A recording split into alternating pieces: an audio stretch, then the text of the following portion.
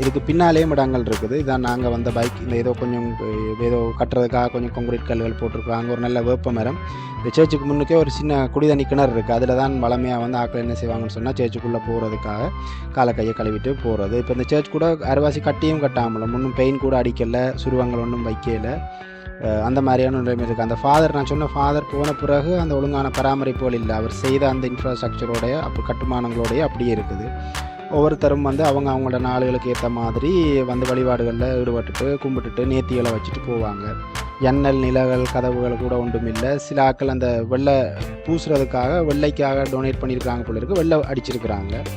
பெயிண்டுகள் எல்லாம் முன்னும் அடிக்கலை. கதவு நாங்கள் இதுக்கு முன்னுக்கு நான் ஒருக்கா போயிருக்கிறேன், கனகாலத்தைக்கு முன்னுக்கு. அந்த நேரங்களில் கதவெல்லாம் பழசாக இருந்தது. இப்போ அந்த கதவுகள் வந்து புதுசாக போட்டிருக்குறாங்க. இதுதான் இந்த சர்ச்சோட பலிப்பு இடம். சுருவங்கள் முன்னுக்கு இருக்குது. இப்போ பார்த்தீங்கன்னா இப்போ நாங்கள்